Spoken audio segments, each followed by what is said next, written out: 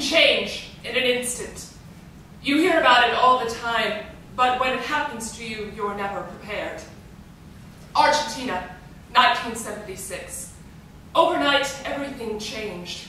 A blink of an eye and the golden age was gone. Perón's fierce fist, Eva's sweet smile, Isabel's timid hand, all gone. The military were waiting for us. The streets looked like a river filled with billowy reeds in the shape of green Ford Falcons. They waited for us, outside the university, outside our jobs, outside our homes. There were stories, of course. We shook our heads inside. But opposite that, there must be a reason. This was our Argentina, our beautiful land. We had constitutions and laws. Such things were impossible. But when the numbers started to rise, when the names started to double and triple in size, we grew doubtful. This was not the Argentina of our birth. It is a terrible thing to lose one's country. We mothers lost something much more dear. There were many of us, and we eventually, through fate, found each other. But in the beginning, in my story, there was only me. Rosa, I'm not going to wash your clothes if you're just going to throw them on the floor. Your good sweater.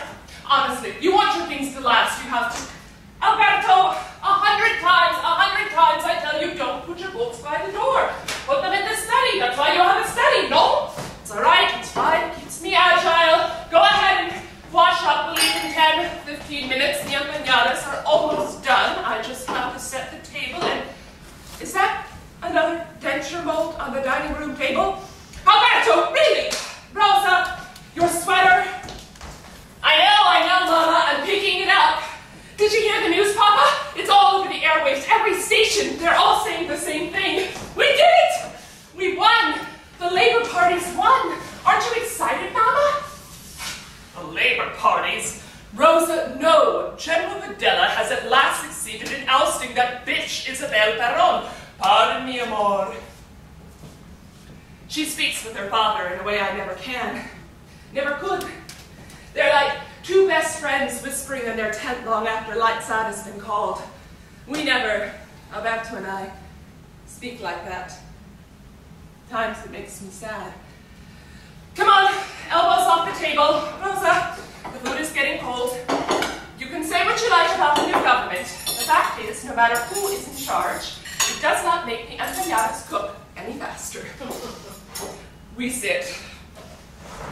Philosophers' names and tales of misbehaved bicuspids circle the dinner table. We laugh, we argue, we debate, we tease. We are a family. After dinner, they adjourn into their nightly rituals. Alberto reading up on the latest dental procedures, and Rosa memorizing fresh facts for school. A quick tuck-in, lullaby, and good night. She still loves it when I sing to her. And the house settles for the night. I close my eyes. Rosa's excited laughter still rings in my mind. Makes me smile. Market day.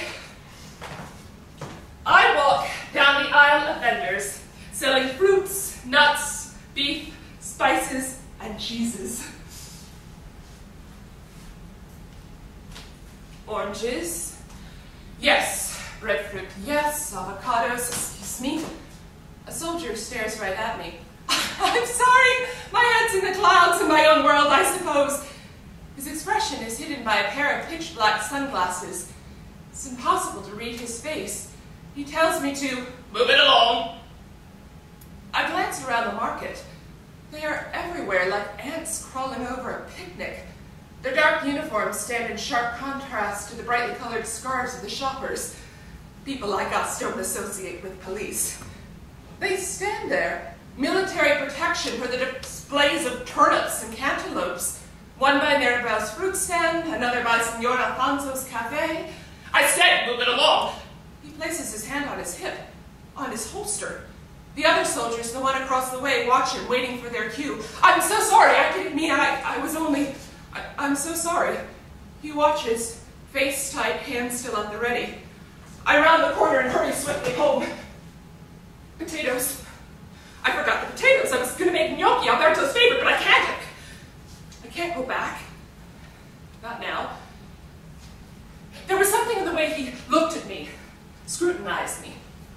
Soldiers in the market, for what reason?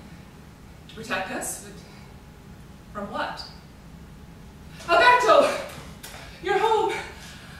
I was in the market today, and there were men there, military men, soldiers around the whole market. Everything seemed off, a feeling of offness. Does that make sense? And one of them, the one I bumped into, did he take your name? Good, good. Best not to get involved. I've heard rumors the new government is seeking to increase pressure, make their presence known, though they certainly move faster than I thought they would.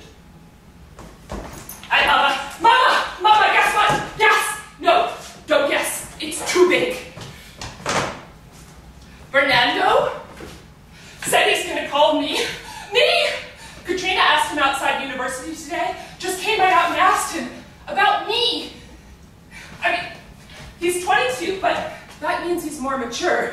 And he's a whiz at sports. You should see him on the football field. He plays halfback. And he's smart. I mean, like, super smart in history, at science. And he's in a band. A band! And when he plays, Fernando. Just listen to the sound of his name. Fernando. Fernando y Rosa. He could be my primer amor, like Papa was for you, your first love. Your Papa was not my primer amor. It's true, mija, I'm ashamed to say. Alberto was not my first love. My first love was Juan Domingo Perón. He was a saint, a god on horseback with the looks to match. He would appear on the front steps of the Casa Rosada and my heart would melt. He was Juan Domingo Perón. And do you know, when I was first introduced to your Papa, I compared him to my Perón. The same legs, Perón's were better. Same eyes, Perón's were much deeper. How could your Papa compare? But he did. He found a place in my heart, and he's lived there ever since. I will tell you, mija, the day Perón died, 23 years later, I cried like a lamenting lover. His coffin bore the blue and white proud colors of Argentina. I went to the streets and cast white chrysanthemums at his feet as they carried him by. Perón, Perón, how great you are! Your Papa thought I'd become unhinged. Maybe I had, but there was always something about Juan Domingo Perón. After that day, military presence becomes the new norm. Alberto was right. We get used to seeing soldiers everywhere, outside the universities, outside our churches, outside our homes, and on every street corner. 3 months pass in a flash. Overnight, it seems, the temperatures drop to the usual June lows. Winter is officially here. One afternoon, I clean the entire house. I dust, I scrub, I sort, I fold. I work until it is time to begin dinner. How 3 people can make such a mess, I'll never know. The phone rings. Hello? Mama? Is that you? Mama, something's happened. Something went wrong. I'm outside the soup kitchen, Mama. We were working there and they... Fernando! I don't know what to do. Are you all right? Yes! No! Oh, Dios. Get Fernando. Tell him to bring you home. Who took him? Calm down, mija. Are they still there? Where are they? I don't know. No, they didn't catch me. Your father will come pick you up. Promise me, please. Stay where you are. Alberto, come in here. Something's happened. She refuses to hang up the phone. She says she is scared. We keep talking long enough for Alberto's car to pull up in front of her. Okay. Okay, mija. I will see you soon.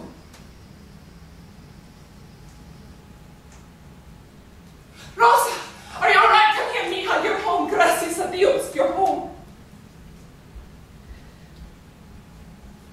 She tells me they were serving dinner, as they usually do, every Monday, 4:30 to 6 p.m., like clockwork. As they were leaving the soup kitchen, they were stopped by 2 men in uniform, military police, she thinks. The men say they have some questions for Fernando, and would he please accompany them to the station. They put him in a car and drove away. That's when she called me.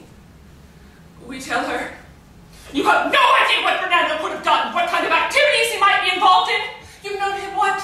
3 months, Rosa, 3 months, that's nothing. How well do we really know this boy? How well do you really know him? I cradle her in my arms. At least she's home. I have no idea what to make of any of this. It's August. Alberto's annual gala is upon us. Under the circumstances, a 60-person dinner party seems ridiculous. It means the world to Alberto. The party is his way to thank his clients, his investors, his business partners, all of whom share my dentist's love of teeth. It's the highlight of the winter social season. Life moves on. Alberto says it will lift Rosa's spirits.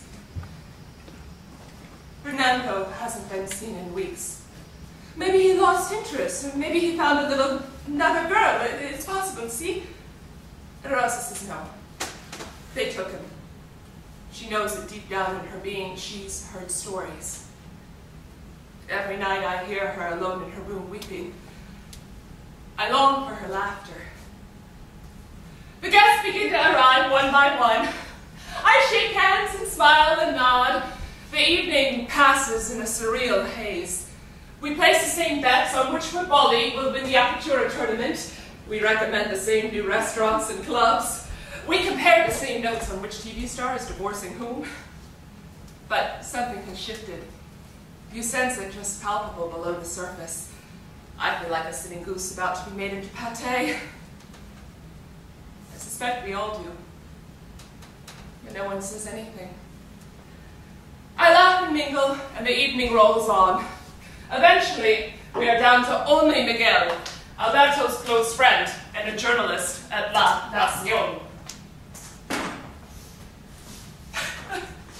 I'm not calling you a Marxist, Miguel, but you have to admit you're a knee-jerk liberal. It was precisely your kind that swarmed to take over after Perón died. The last government made a mess of things. For my money, we're getting back on track. So, you propose we should blindly support them. The reports don't lie. Oh, I see, the old give them the benefit of the doubt argument. But how do you square the junta's policy against subversives? Well, who's a subversive? You, me, are we enemies of the state? Who are they detaining, and why? I am not an enemy of the state, and neither, mi causa, are you. Does it seem extreme to elevate military presence in protections to their current norms? Of course, but you have to admit, our nation is a lot stronger than we've been in a long, long time. As for the detentions, I'm sure it is only those individuals who threaten the state. Why else would they be detained? Bravo será. There must be a reason. Rosa's out of earshot. Subversive. The word is thrown around with increasing regularity. An enemy of the state, Fernando, at 22. Subversive, it means a political terrorist. But a blonde-haired boy who loves history and sports. A mi hija? Bravo será. I just don't know what reason there could possibly be. It's October. The ice on our front steps is not the only thing beginning to unfreeze. Rosa is smiling again. She laughs, she sings, albeit always slightly off-key. She debates with Alberto. She resumes her work at the soup kitchen. She even visits friends on the weekend. She's begun to live again. It is her birthday, October 13th, 1976. It seems like only yesterday we brought her home, both scared to death that we drop her or bruise her in some irreparable way. But she is strong, resilient. My Rose is the kind of girl I always wished to be. We remind her to just be home by 6 o'clock. The homeless will still be there tomorrow. No, I'm not being hard-hearted. I'm just a sweet old mother who wants nothing more than to celebrate her mija's special day. Alberto, did you buy the avocados like I asked? Amor, what did you put them there for? Alberto, were you supposed to pick up Rosa? Maybe she and Katrina lost track of time. Katrina started seeing that son of Jorge Ramos. He's good boy, a nice boy. He has an older brother, Santino, who's a musician. Maybe the four of them got together. A good birthday present for Rosa, a nice diversion. She should have called. You have to be careful with boys like that. She always calls. Musicians never trust a musician. 6 o'clock. We said 6 o'clock. She should have remembered that for the last time. But it's fine. I'm sure she's fine. It's fine. Alberto, it's 9 o'clock. No call, nothing. That isn't like her. Just drive over to the soup kitchen, see if she's still there. Maybe they threw a birthday party for her and she lost track of time. You go. I'll stay and warm up the bread pudding and empanadas we were supposed to eat 3 hours ago.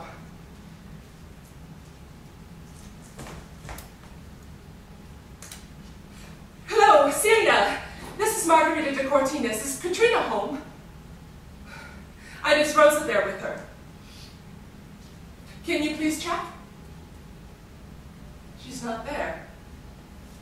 Oh, when did Katrina get home? 5:45? And she was alone? I see. No, Rosa, she's not come home yet. I'm sure she... Thank you, yes, I'd love to. Katrina, was Rosa with you? She made other plans? Okay, well, if you see her, will you please have her call us? Thank you. Alberto, where is Rosa? What do you mean she wasn't there? If she wasn't there, where is she? 6 o'clock was at 6 o'clock. Alberto, please, where is Rosa?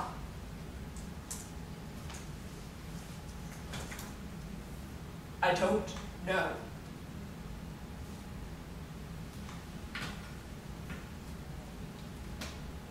At night, I do not sleep. I stare out the window for hours, watching, waiting. The sun begins to rise. Still no Rosa. I call the police. They ask me how many hours it has been. 17 brutal hours. I tell them it's not like that. I would know if she had a lover. I'm her mother. I would know. I tell them she's not just run off. It was her birthday yesterday. She was due home at 6 o'clock. She is missing. She is not here. She has not been here for 17 hours. Not long enough? The line goes dead. Sun sets on a second day. We sit watching and waiting by the window. Days turn into nights, nights turn into days. We call everyone we know. No one has heard from her, no one has seen her, no one knows what's become of her. They tire of us down at the soup kitchen by relentless, pleading questions. The answer's always the same. Nothing. I knew Fernando was trouble. Musicians, they are always trouble. That's what Alberto says. Or at least he does now. How else could Rosa have gotten into this? What is the right word? What word disappears you right off the streets? What word leaves you watching, waiting, wondering what she... Words don't do that. Goes on. The birthday pudding gathers mold as it sits uneaten on the kitchen counter. I wait some more. I hear footsteps. Soft laughter, it's her. Rosa, where have you been? We were so worried. What were you thinking? But it's not her. It is never her. To keep a roof over our heads, Alberto returns to work. It gives the day some structure, some meaning. I only have 2 fittings, a brief consultation, then I'll drive back over to the soup kitchen, see if maybe someone missed something. It's possible. I'll be thinking of you. Call me if there's anything.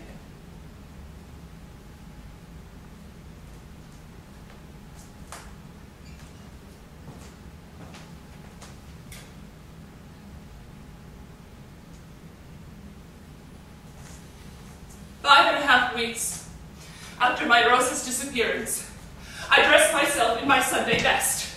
Today is the day. I'm going to the police station. They will not be able to hang up on me if I'm standing right there. They won't be able to turn me away. They have to help me. They will help me. They will help me find my Rosa.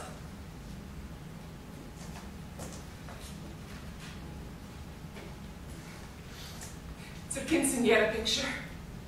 Doesn't she look beautiful? I crossed the square of the Plaza de Mayo and climbed the steps of the police station. Excuse me, I would like to report a missing person. It's my daughter, Rosa. She's not come home for 5.5 weeks. Here's a picture of her. I thought it would help.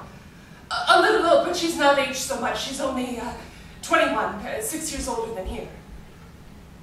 Senor, I tried. I tried to follow over the phone. They wouldn't listen. They don't listen. They said, no, please, senor. They didn't take the information. Rosa de Cortines. How can it be a duplication? My file has not been taken yet, because no one will take the file. They say they do over the phone when we call, when I call, but you said yourself, senor, it's not there. Rosa de Cortines. I didn't misplace my daughter. Did you get a close enough look at her picture? I'm afraid she's been taken. There are rumors someone is taking our children. I don't know, you hear things. People say, they say the government is. Por algo será. What reason? It goes on. The same scene repeating itself again and again. Are you sure? You can't be sure. How well do you really know your daughter? So I go to another desk at the police station. Another. And then another. I cross the square to the church and inquire there. Maybe they've seen something. Maybe they know something. I show my picture. ¿Ha visto a mi hija? Have you seen my Rosa?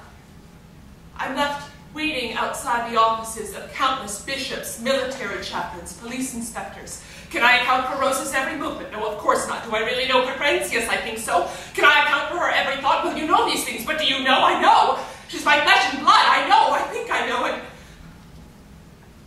I don't know. But opposite, there must be a reason.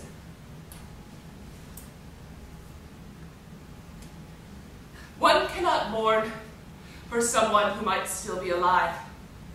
You can only miss them. The idea that they might one day return does not allow for them to be dead. It is like living with a ghost. They remain constantly in the present mind, and though you age and change, they remain the same.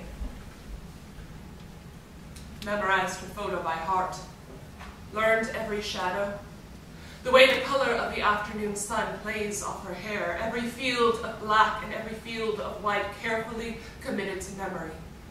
As time crawls on, their somber tones replace the colored photographs of my imagination.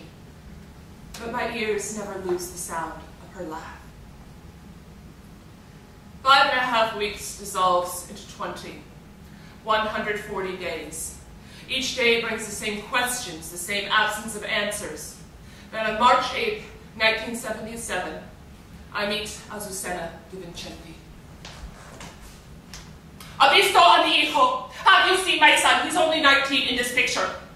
Do not send me away again. I know you have his name there. Every time I come in, you write it down. I should mind my own business? He is my son! You advise me to leave quietly. Where is he? Is he here? ¿Ha visto a mi hijo aquí? Excuse me.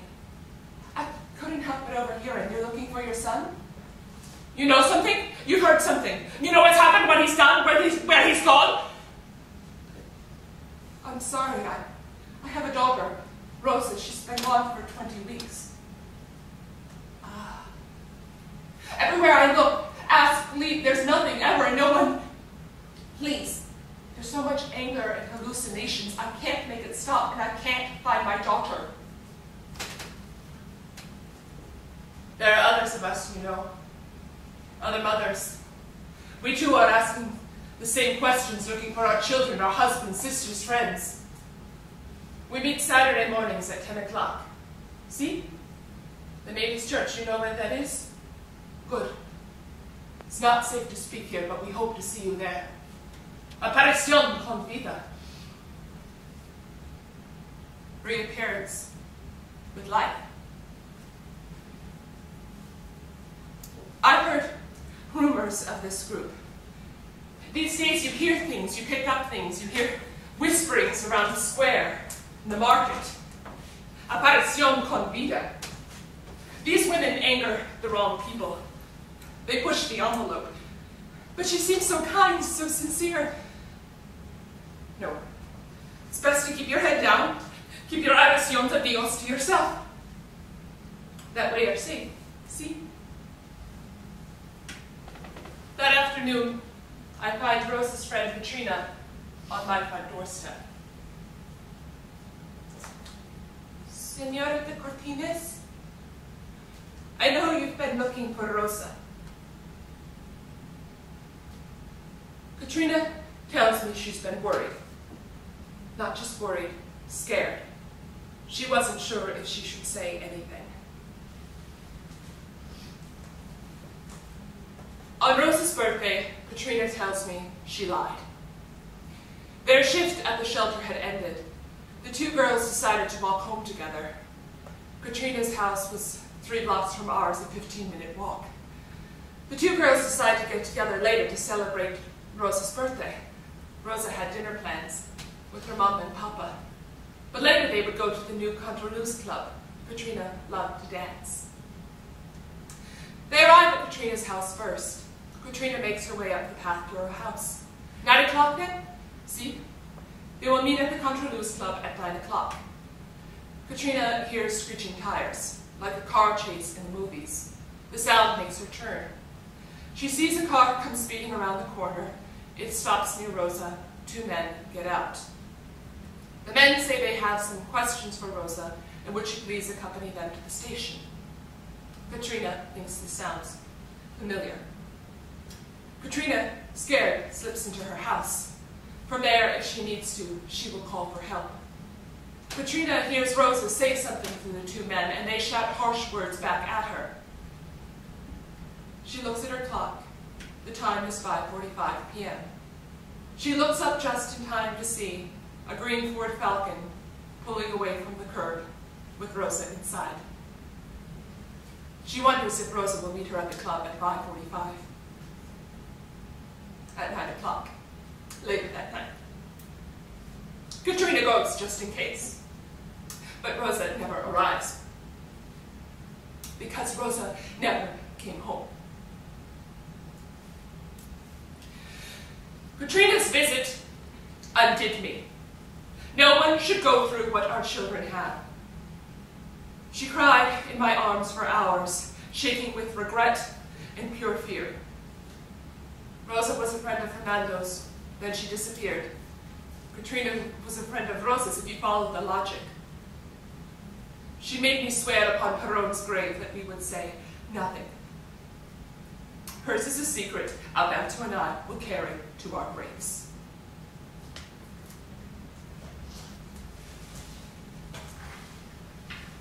It doesn't do any good, Alberto. Month after month of the same questions, the same responses. The police don't even look at her picture. The police don't even remember her name.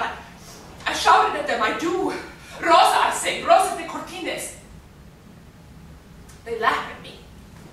Call me las locas, las putas, idiot, imbecile. And what can I do? I'm like a dog whose owner strikes her and then she must lick the owner's hand, for who else will feed her? That is me, your wife, the dog. Some days I just want to lie in bed crying. This is not the life I imagined for me and my daughter.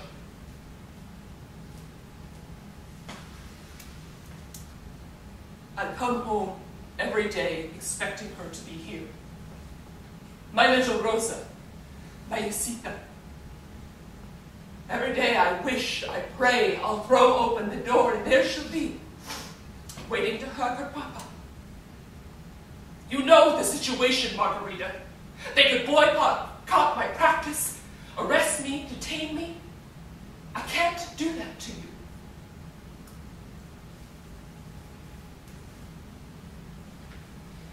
That month, they find Fernando's body by the Riachuelo River.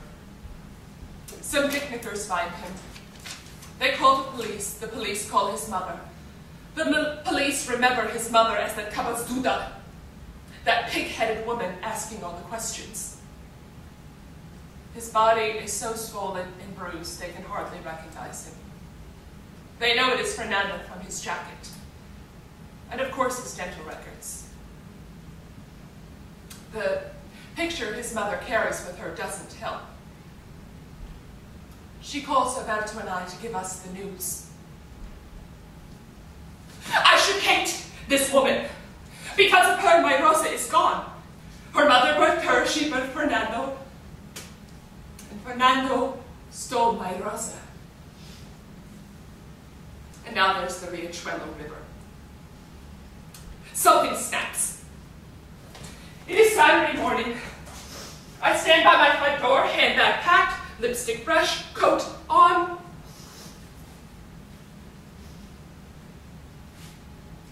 And I can't make my feet move. Las madres de los desaparecidos, the mothers of the disappeared, that word is so permanent. What if something happens to me too? What if Alberto is right? Maybe it's best to keep my head down, keep my oraciones a Dios to myself. Saturday mornings, 10 o'clock, the Navy's church. Aparición con vida. Reappearance with life. I pull open the massive doors to the Navy's church. Packed into the pews, there sits so many women. I recognize many of them. We've bumped into each other in the steps of the police station and in other churches. They smile at me and nod. Here, I am at home. Then, at the far end of the sanctuary, I see her, that woman from the day at the police station. She's smaller than I remembered, quite unremarkable, but that fire is still there. She climbs the steps of the pulpit. The other women snap to silenced attention. I take a seat in the back.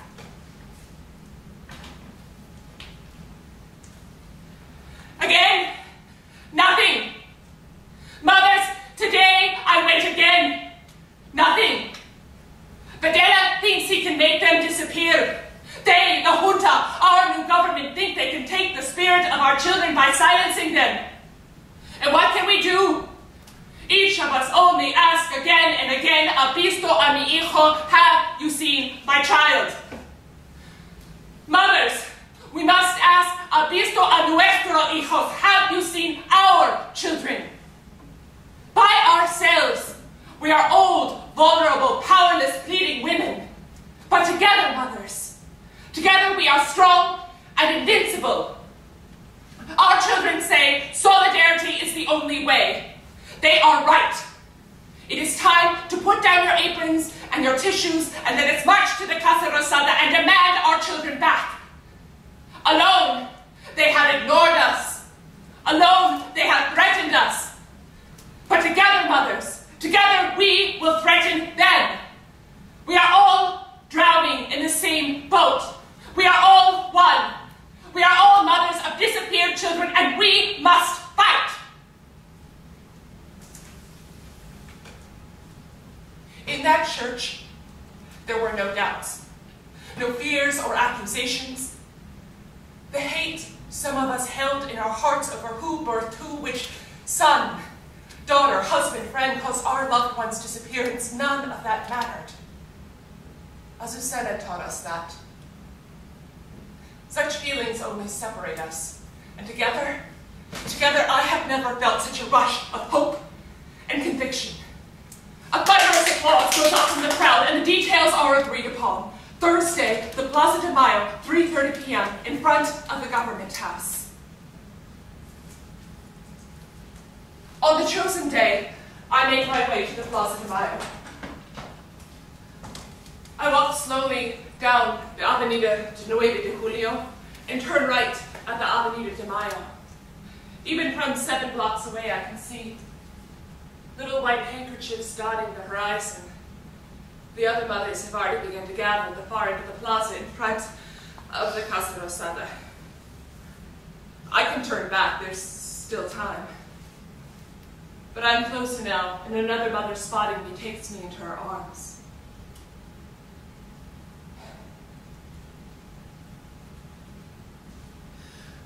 Rosa de Cortines, desaparecido October 13, 1976. Mi hija. People begin to notice us. They look at us with hatred in their eyes, the mothers of the terrorist. Police begin to arrive, not to protect us, but to scream at us, "You can't be here! What do you think you're doing?" Ubiquitous Ford Falcons with unmarked plates arrive at the plaza's four corners. Military men with menacing looks emerge. It's hard to keep sight of one another, so we move to the monument in the middle of the plaza. We begin to march around it.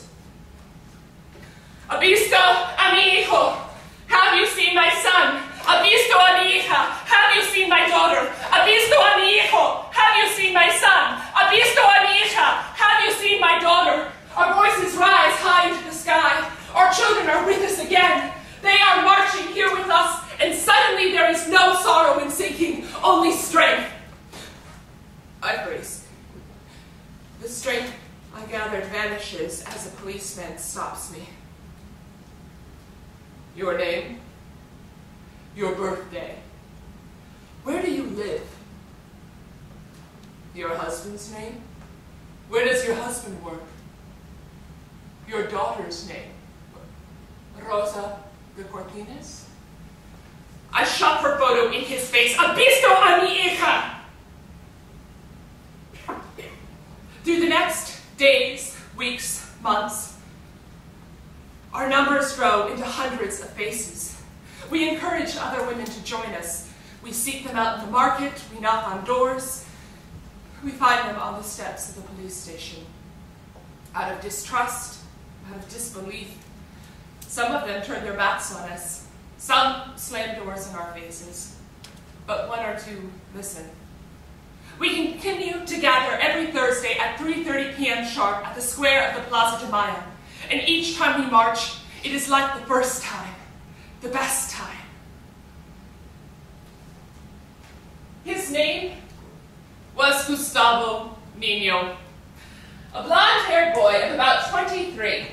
He's the kind of boy Rosa would fall for instantly.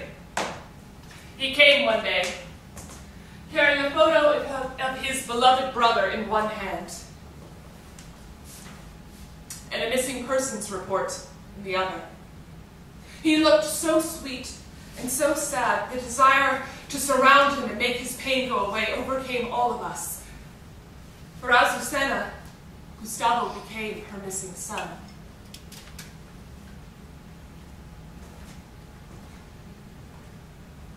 "The leaders of this country are taking our children. They are silencing school books and carefree hearts. They call them subversives, but they are just children. Are our generals afraid of children? Generals, you may have momentarily silenced their voices, but you will never silence their dreams.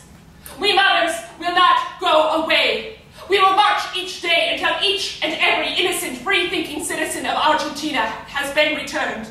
Las Madres de Plaza de Mayo demand the immediate release of the following names: Maria Leonor Albanet, Elvio Alberto Almada, Julio Abel Bedell, Gabriel Brownstein." Gustavo worked with Azucena night and day to get every name down. Jose Francisco Flores, Gustavo Adolfo Foqui, Cristina Galzarano, Juan de Dios Gomez, Rosa de Cortines. The list of over 1,000 names goes on and on. Alberto's friend Miguel helps us bring the list to his paper, La Nación. I make them swear up and down that no matter what, they will promise to print it. The next morning, December 8th, our petition appears in the newspaper for all the world to see. Now the generals cannot ignore our pleas. And they don't.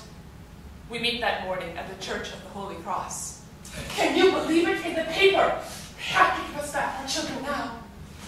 They come out of nowhere surrounding us. I recognize their blue and black uniform. They are from the Navy. I dive to the floor. I hear crying and screaming. I see mothers trying to be let free. Azucena, 2 pews in front of me, trying to comfort and conceal as many mothers as she can. Then, there in the middle of the officers, I see him. Gustavo Nino. Gustavo, over here, get down! He turns and stares at me. He reaches down and grabs one of our supporters from off the floor. Sister Alice Domon. He shoves Sister Alice towards a uniformed officer, a man we will later come to know as El Tigre, and smiles back at me. Azucena leaps up from her hiding place and rushes towards him. Azucena, wait! Stop! But it is too late. Gustavo snatches her by the shoulders, and in a flash, they're gone. I run to the front steps of the church just in time to see a swarm of unmarked falcons pulling away from the curb.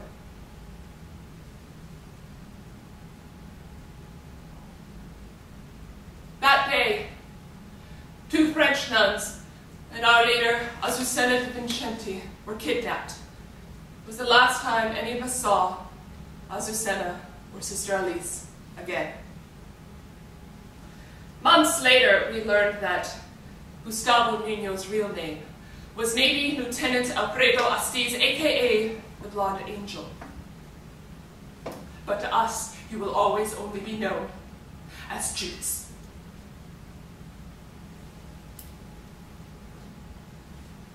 We stand there for hours.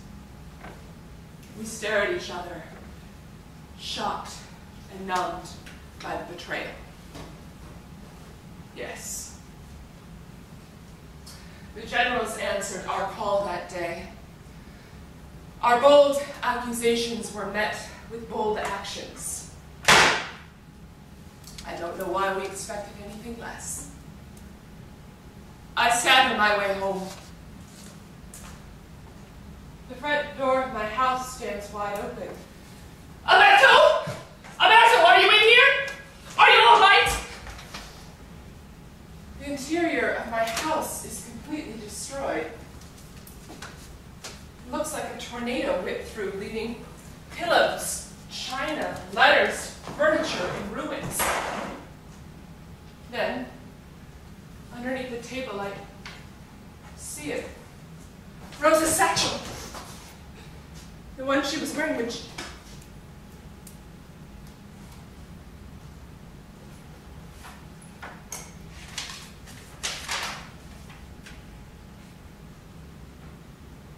Be careful. Alberto! Alberto, are you all right? What happened? What did you think would happen? The general's men would just roll over and play dead while you slandered them in the press. Don't lecture me about the truth. When I heard, I was sure you were one of the 12. You gave the names to Miguel. You left a path of breadcrumbs for the general's men to find you. You could have been one of them. You still could be. Please. I've already lost Rosa. Please. I can't lose you too.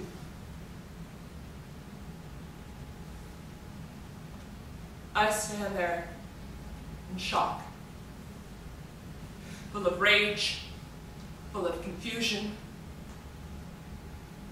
and full of love.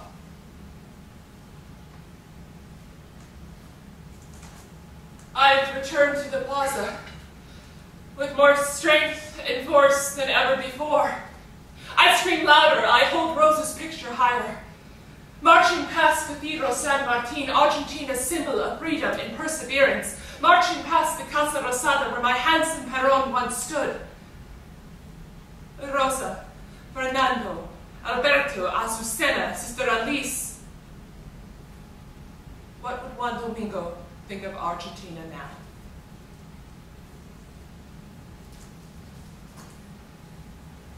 Survivors begin to surface with horrible stories to tell.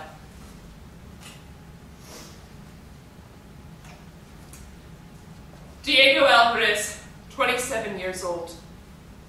A hood was placed over my head with a small hole so I could see the others. They were nothing but dead bodies, bullet holes adorning their throats. They told me I was next. Then they beat me until the cloth, the hood, was soaked in blood.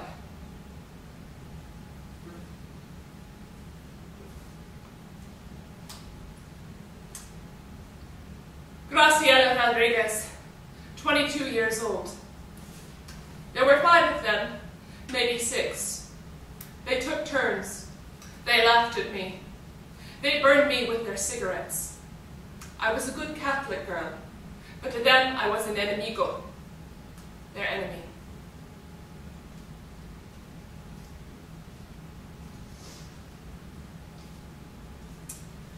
Maria, 46 years old.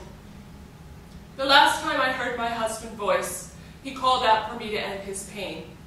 They had buried him outside, in the sand, up to his neck. He died 5 days later, never sure of what he had done.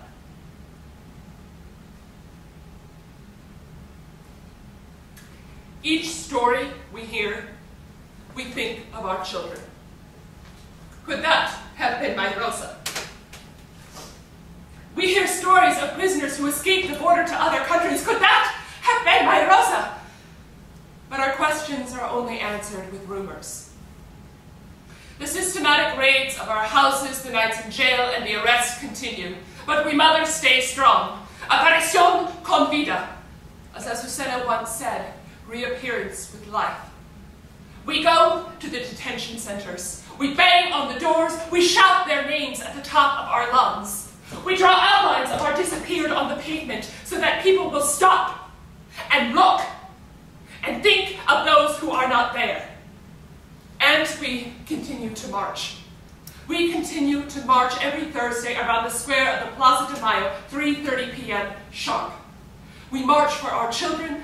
We march for the truth. We march for our Argentina, and we march for ourselves. We march and we march and we march for 5 more years.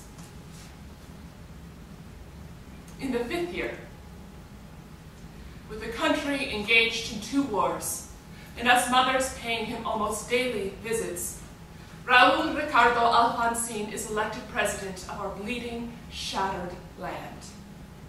That day is October 30th, 1983.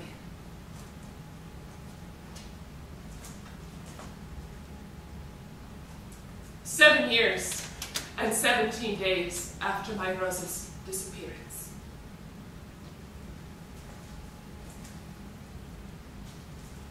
Did you hear the good news, Alberto? It's him! It's Alfonsín! It's really him. He won. He won in a landslide. Resoundingly, the people have spoken. They call for change, for release of the prisoners, for answers, for justice. A knock comes from the door. No, you get it. I'll get it. You pop the champagne. It's probably Mirabel come to celebrate the good news. Señora de Cortines? I'm sorry, Señora. Sometimes our loved ones stray. She's resting in Cementerio de la Chacarita. No, that's impossible. The soldier hands me a box. I open it, and inside see the remains of Rosa's blouse. On top of her blouse is a necklace, a present from her father on her 16th birthday. Nothing. No date, time, place where she died. I know nothing. I've heard stories of prisoners being pushed from planes, our children's feet being placed in wet cement and then thrown into the bottom of an ocean. Some were buried under important highways. Some just left in the detention centers. I go to the cemetery, Of course, I search every grave. I search and I search and I search, but I see no name, no plaque, nothing. My Rosa is not dead. My hija is never dead. She simply, forever disappeared.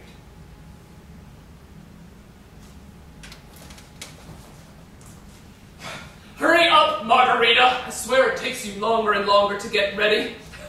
35 years of marriage, gracias a Dios. I hope I don't look as old as all that. Che vieja, I swear to you. In my eyes, you are a young woman. It is your fierce spirit that keeps you so.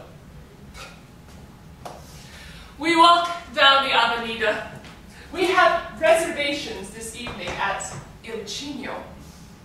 We are seated at the most beautiful table. Flowers, soft guitar music, candles. El Tigre. There, with his wife festooned in jewels, sits Captain Jorge Eduardo Acosta, the man responsible for countless deaths, rapes, executions. Just last week, El Tigre was quoted as saying there were no detention centers in Argentina. I feel a hand on my shoulder. Ever, my caballero. Alberto pulls out my chair, hands me my purse, and places a guiding hand at the small of my back. Together, we walk out of the restaurant, heads held high.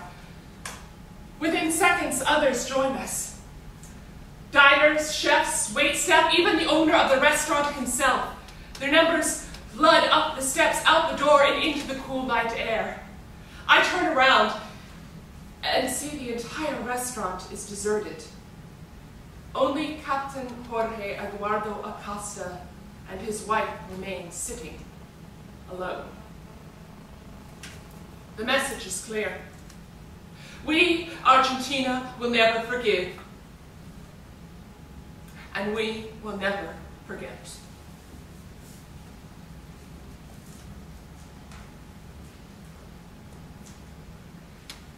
Every noise I hear sounds like a doorknob turning.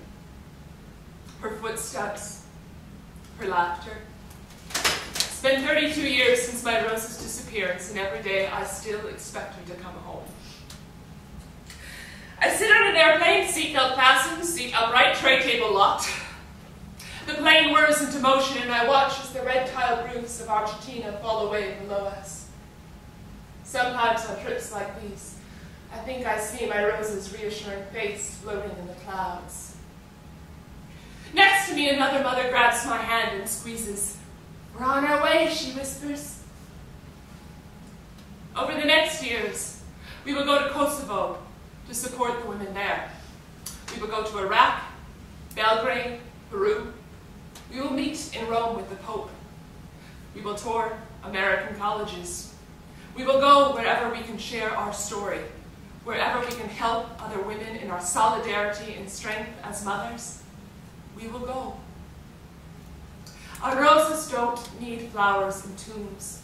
They need someone to carry on their dreams.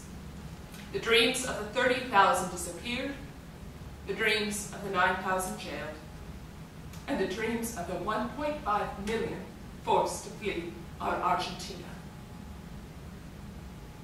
Since her disappearance, Rosa's mama has become a better woman. I am stronger, more confident, independent. Alberto and I speak of things as we never did before. I'm sure of my convictions, and I know my voice will be heard. But I have become this woman on the back of my Rosa's sacrifice. Her life gave me new life, and that contradiction fills me with an irreconcilable ache. We will never get our children back. But each time someone fights the system, each time someone stands up for what is right, each time that happens, I hear my Rosa's laugh, clear and strong as ever, like a symphony. My feet march to the sound of her music, our music. It grows louder and louder each day, each circle around the square. We hear their harmony in our own footsteps, and we let their music guide us. We are the mothers, and the mothers will always keep marching.